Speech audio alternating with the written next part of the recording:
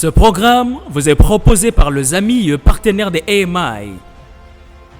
Hallelujah Ministries International croit en la Bible et au Christ. Nous sommes centrés sur le Christ et Jésus est au cœur de tout ce que nous croyons et faisons. Notre mission est de répandre l'évangile de Jésus-Christ dans le monde entier. À travers cette mission, nous cherchons à renforcer les croyants et à les équiper des outils nécessaires pour partager l'évangile avec la parole et pour vivre une vie de foi, d'espoir et d'amour en Christ. Jésus-Christ reste le même hier, aujourd'hui et à jamais. Tout comme dans les Écritures, sa puissance est à l'œuvre aujourd'hui dans l'Église. Nous sommes AMI. Merci d'avoir écouté notre émission. Nous espérons que vous avez été bénis. Pour plus d'informations et de ressources, visitez notre site web www.hallelujahministries.com. Pour notre ligne de prière, vous pouvez appeler le numéro qui s'affiche sur votre écran. Restez à l'écoute de notre prochaine émission et soyez bénis. Prenez place, nous prenons la parole de Dieu pour préparer nos cœurs à Dieu. Voir Dieu, expérimenter les bontés de Dieu, la gloire de Dieu, fait toujours partie de ce que le royaume de Dieu comporte. Mesdames et messieurs, quand je parle du royaume de Dieu, ici, je suis en train de faire référence, non pas à un certain endroit, quelque place, mais le règne, le système de Dieu. On lui a appelé Adonai parce qu'il est le Seigneur, le propriétaire. Il est le souverain. Il contrôle tout ce qui existe. En tant qu'enfant de Dieu, quand vous aimez Dieu, vous marchez avec Dieu, il faut comprendre que ce n'est pas juste un engagement simple pour faire certaines choses selon ce que vous croyez être votre doctrine, ce qui veut dire ce que vous croyez être une organisation des normes qui vous pousse à croire que c'est un système. Le royaume de Dieu, c'est le système de Dieu. Le royaume de Dieu, c'est le règne de Dieu. Le royaume de Dieu parle de la volonté parfaite de Dieu établie. C'est quoi la volonté parfaite de Dieu? La volonté parfaite de Dieu, c'est ce que Dieu a planifié comme un plan pour vous. Vous ne pouvez pas parler de la volonté de Dieu sans le plan de Dieu dedans.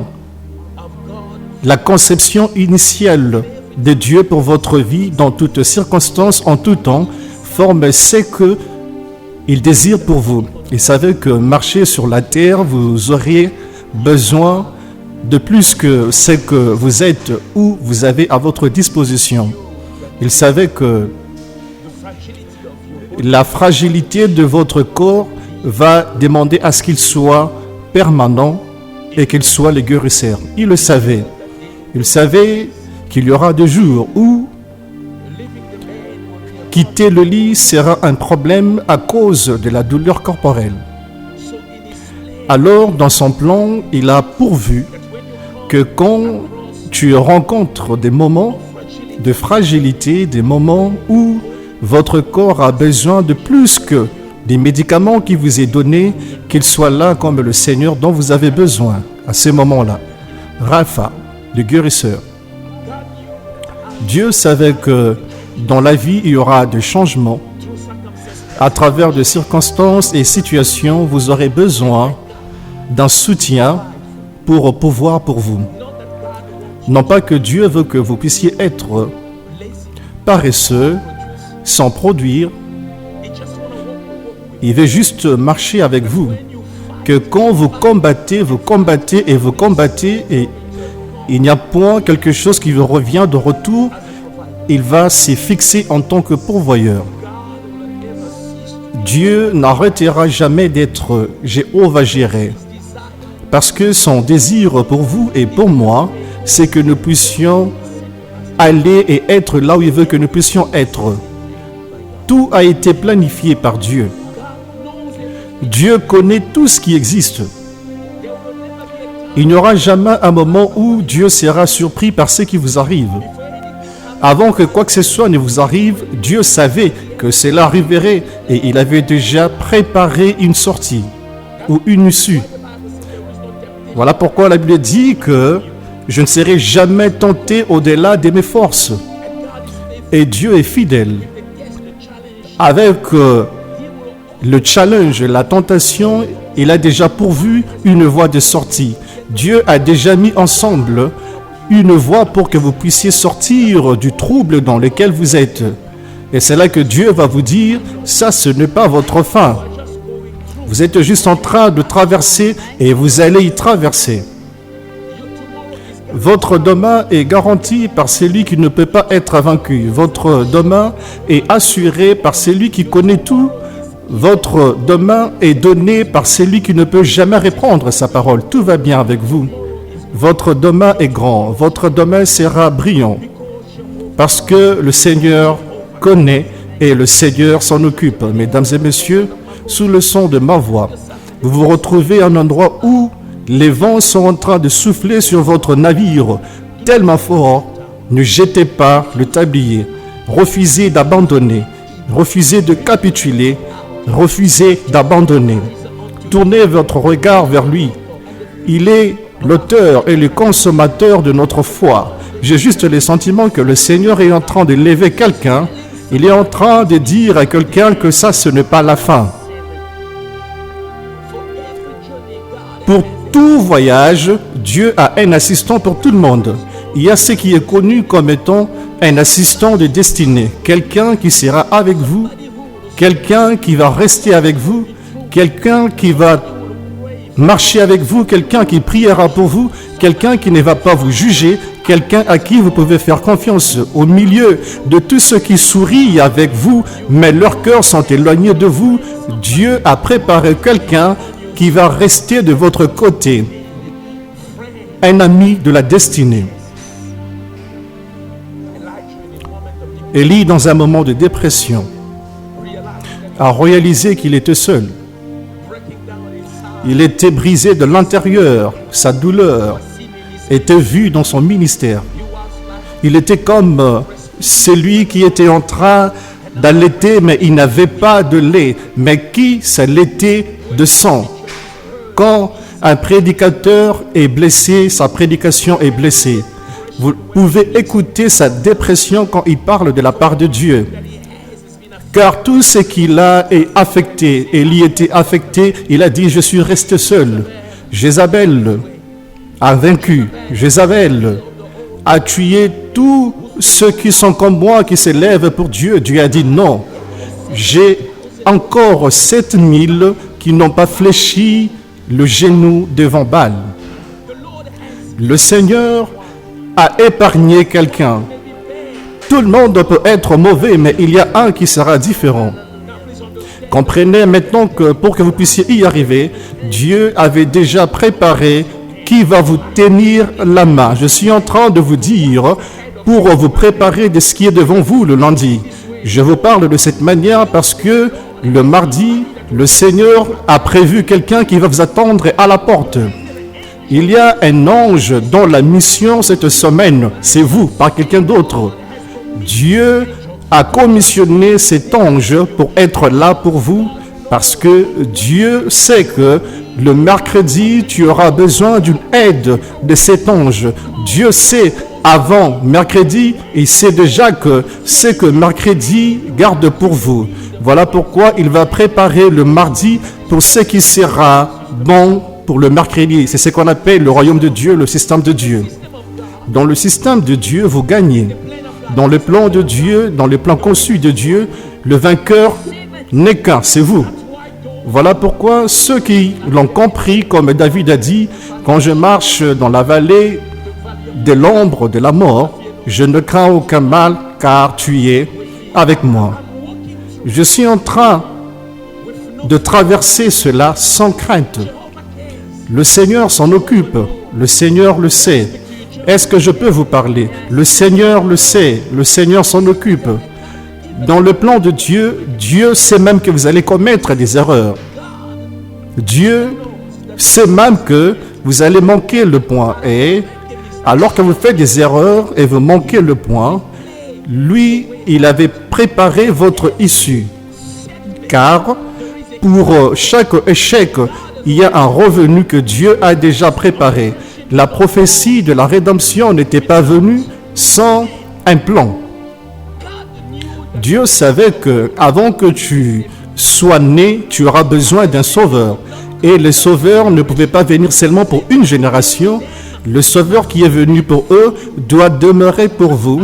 Parce que comme les gens sont tombés hier, vous êtes sur le point de tomber aujourd'hui, vous aurez aussi besoin d'une issue. Vous êtes sauvés avant de le savoir. Tout ce que Dieu veut que vous fassiez, c'est d'accepter le salut. Comprenez-vous que vous n'êtes pas ici sans un plan? Dieu veut que vous soyez guéris, que vous soyez bénis, que vous soyez délivrés.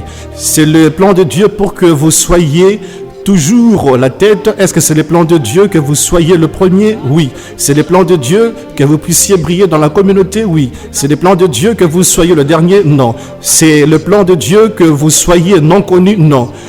Est-ce que c'est le plan de Dieu que vous puissiez être seulement l'un d'eux? Non, non, non, non.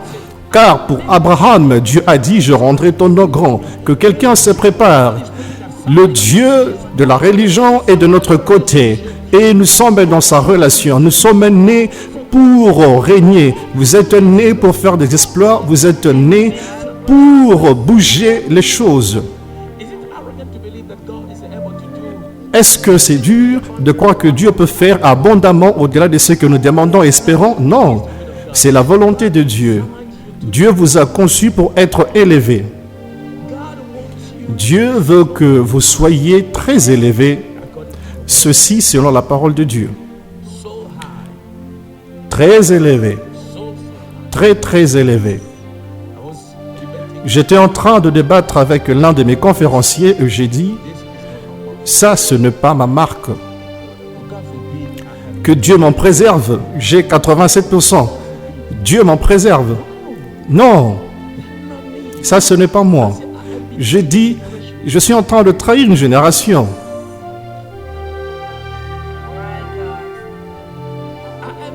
Je suis en train de trahir une génération.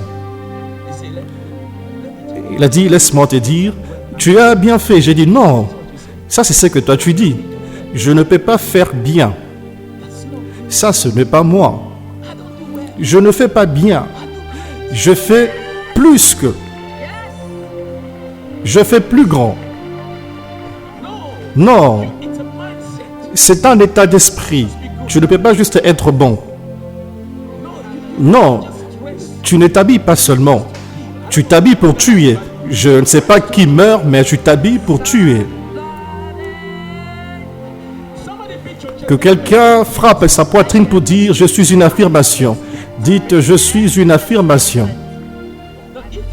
Si vous pensez que le royaume de Dieu, vous commencez à penser que le siège là-haut est le mien, vous allez commencer à vous battre pour cette distinction. Si vous le ratez, premièrement, vous combattez plus jusqu'à ce que vous l'ayez, parce que c'est là où Dieu veut que vous soyez. Être béni, c'est quelque chose qui vous permet à être ce que Dieu vous a appelé à être. Si vous ne comprenez pas que Dieu vous a appelé pour vous occuper de ses problèmes, à ce niveau-là, votre foi ne va pas marcher à ce niveau-là. Vous serez juste vous. Et quel endroit est le meilleur pour mourir juste vous? Parfois, c'est l'église. Je vous l'ai dit. Un endroit où vous êtes captif pour demeurer victime de vos circonstances. Si vous allez mourir, mourrez en paix, on va se rencontrer au ciel.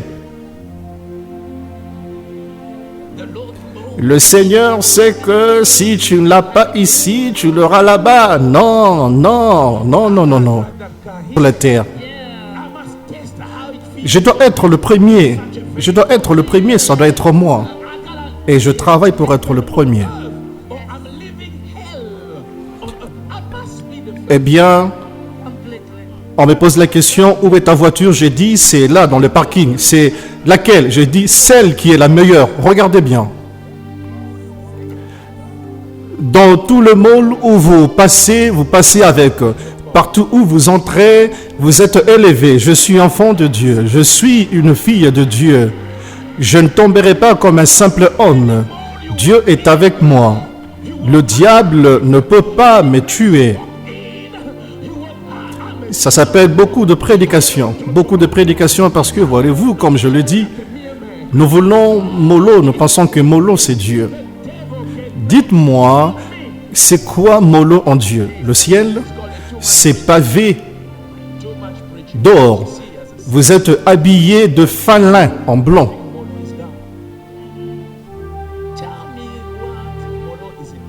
À partir d'aujourd'hui, je vous interdis d'être médiocre. À partir d'aujourd'hui, je vous interdis d'être moyen. À partir d'aujourd'hui, vous allez bouger les choses. Vous serez la plus grande chose qui arrive dans la ville, que le diable l'aime ou pas, au nom de Jésus. La gloire de Dieu n'a rien à voir avec le matérialisme. Eh bien, dans notre royaume, le matériel, les choses palpables, visibles, fait ce que nous croyons être concret. Ici et là, nous prenons de référence dans ce que nous voyons. Et c'est normal quand on parle de choses qui concernent les choses que nous vivons chaque jour, les choses qui se matérialisent. Mais on doit toujours garder à l'esprit que le matérialisme n'a rien à voir avec la spiritualité. Mais voyez-vous, quand Dieu a donné à Adam la responsabilité sur le jardin d'Éden n'était pas un lieu spirituel.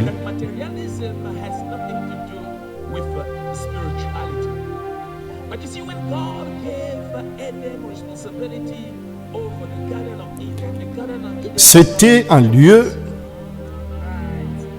avec des ressources. Ça pouvait pointer à quelque chose et nommer quelque chose. Il a conduit quelque chose. Si vous voyez les choses différemment, vous allez vivre différemment. Et vous allez commencer à croire en cela, vous aligner à la parole de Dieu et cela va se manifester dans votre vie. Car l'impossibilité n'existe pas. L'impossibilité, c'est ce que vous pensez que vous ne pouvez pas faire.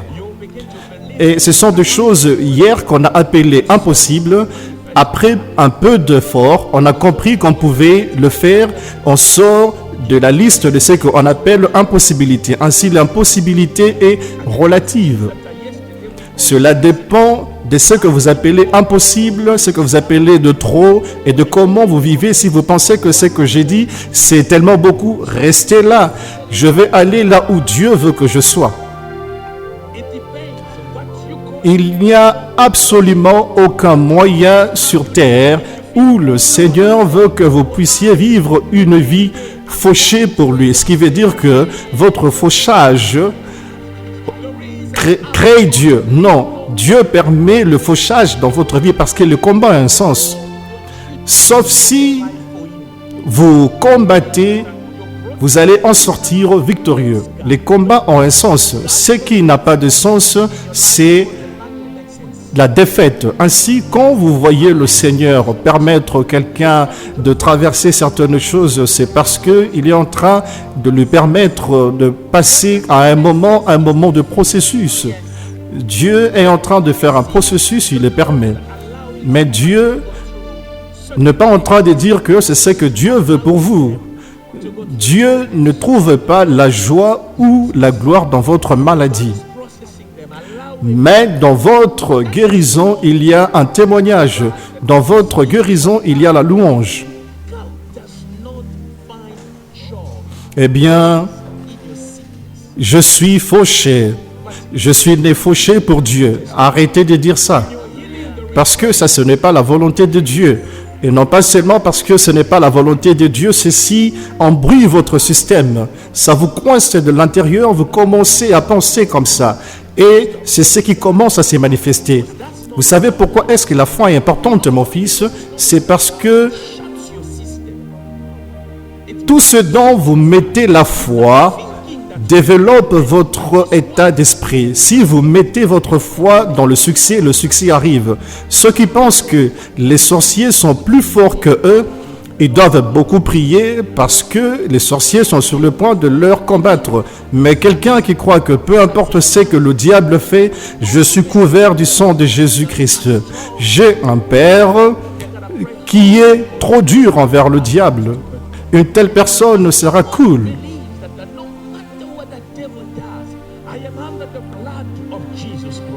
Je parle d'un homme qui est mort. Cet homme était un homme fort avec une bonne énergie, un homme en bonne santé qui a été diagnostiqué d'une maladie incurable. Il est dit que cette maladie était agressive, qu'il ne pouvait plus vivre longtemps. On lui avait donné à peu près 6 mois pour vivre. Aussitôt que le docteur ait dit cela, il a commencé à voir les symptômes de cette maladie-là. Ce fut trop horrifié pour lui pour écouter cela. Et sa situation est allée de mal en pis très rapidement, juste comme cela a été dit dans le livre. L'homme avait perdu du poids, il ne pouvait plus rester debout, il ne pouvait plus bouger. Il était dans une mauvaise forme juste avant 6 mois. Il était mort. Et quelques mois après, on a réalisé que le diagnostic de la maladie était faux. Il n'était pas du tout malade. Mais écoutant qu'il était malade, il avait commencé à croire qu'il était malade de cette maladie-là. Étudiant ce que la maladie fait, il a commencé à tomber malade, il a commencé à refléter le même symptôme tel que ça a été dit. Si vous pensez gauche, vous ne pouvez pas aller à droite. Il faut changer votre façon de penser.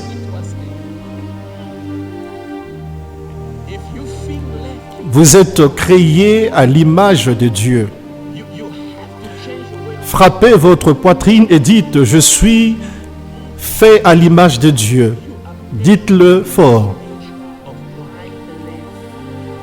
Même si on a abusé de vous hier, on vous a violé, on vous a minimisé, la vie a été dure avec vous, personne ne vous a donné la chance de faire quoi que ce soit.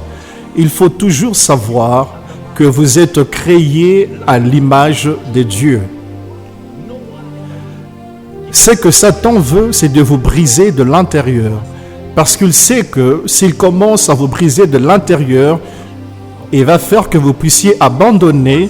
Et si vous abandonnez, cela veut dire que vous sortez de rail de Dieu qui est le plan de Dieu, ce qui est la volonté de Dieu.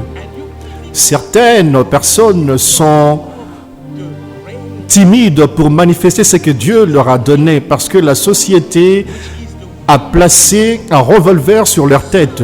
Vous ne pouvez pas être au-dessus de ceci. Il faut rester là. Et ce n'est pas la volonté de Dieu. Pensez à la victoire. Vous allez vous réjouir de la victoire. Il y aura toujours des combats. Oh oui. Les combats seront là. Mais voyez-vous, Dieu n'enlève toujours pas des problèmes et les combats. Non, il vous rend plus fort pour combattre et avoir la victoire. Il faut comprendre, Dieu ne tuera jamais vos ennemis parce que quand on fixe une table, il doit y avoir une audience. Alors, il va leur permettre d'être là. Ils seront là. Ils ont commencé avec votre grand-mère.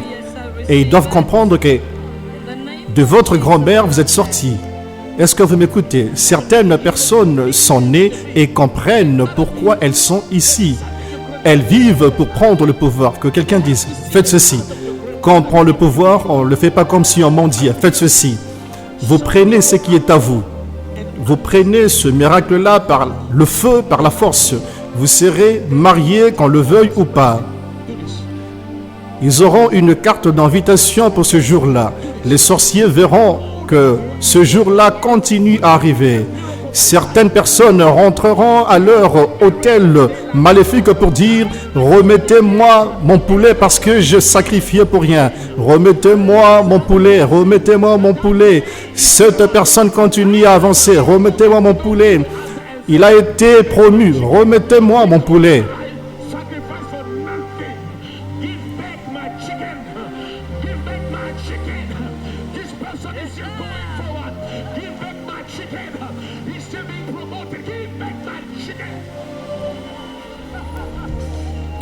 Remettez-le-moi, remettez-le-moi, remettez-le-moi.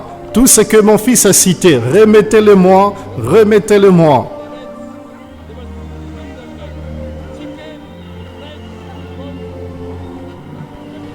Je ne suis pas mollo quand je prie. Quand il s'agit du diable, je ne suis pas mollo. Et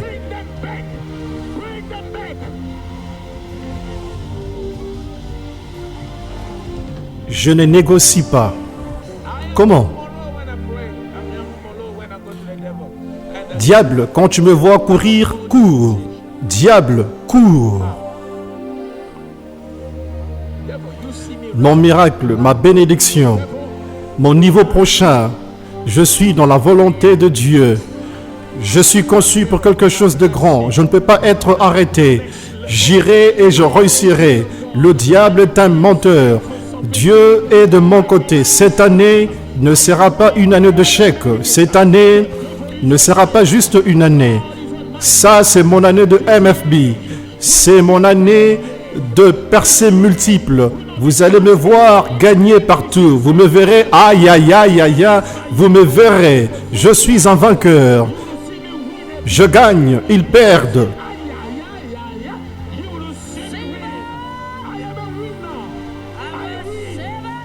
Vous êtes toujours à l'église. Vous venez juste de me rencontrer. Maman, je viens juste de vous rencontrer. Vous commencez à me dire ces choses.